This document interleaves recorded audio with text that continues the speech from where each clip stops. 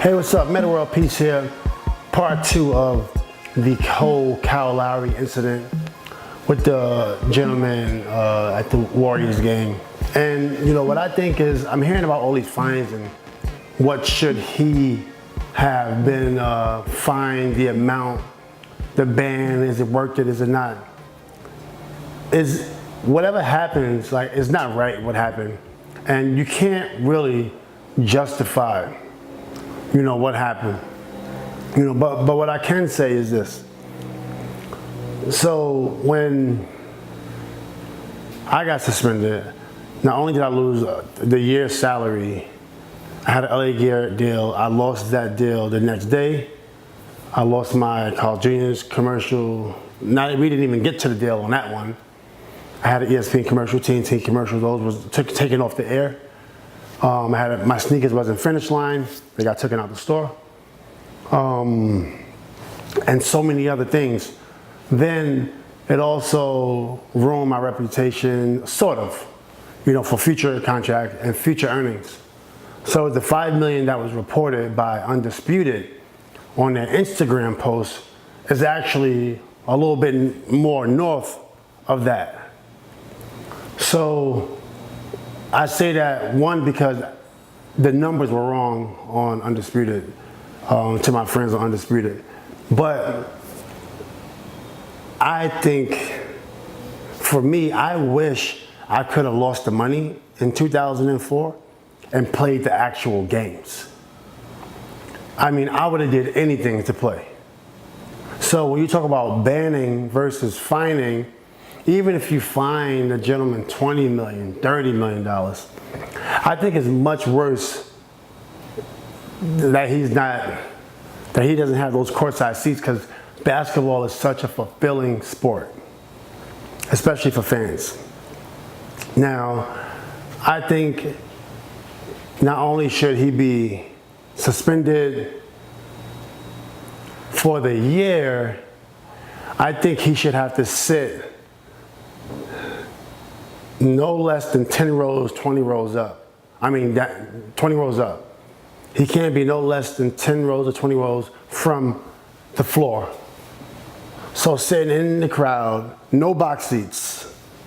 No box seats. And I think, like, the money, you know, I think an apology, and I think also, I think an apology, face-to-face apology is necessary. Maybe even a panel discussion with Jermaine O'Neal, myself, Steve Jackson. That's a shameless plug, but it's true. I think people will be interested in hearing these stories because it's been happening a lot. I also think community service. Now, I don't think, well, it is a misdemeanor to shove, right? It's not quite a felony to shove someone, to push someone. But it is like, what are you doing? So I think some type of community service would be good also, because it's a lot of kids out there that can't control their temper. So clearly, this man has some type of control issues, such as myself, like I had. I'm not saying it's a incorrectable thing. I'm just saying he has some uncontrollable aspects of his life similar to what I had. It probably wasn't as bad, but when you just shove someone, you know, or when you toss a bear at someone, or if I like hit somebody, you know, it's like, okay, what are you thinking? Your mind is not in the right place. These type of actions or events, whatever you want to call it, is an opportunity to go to community centers, talk about how to control yourself. Because so many times in this world, people cannot control themselves. I think something like that, led by Mr. Lowry, I think it brings people together because, like, I know Mr. Lowry, he's a tough kid. And he definitely, you've seen it in his face, he most definitely was upset and wanted to probably react.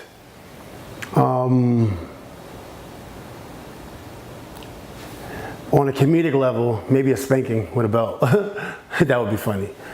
But I think like some type of community service, sitting in the crowd, no box seats, no floor seats.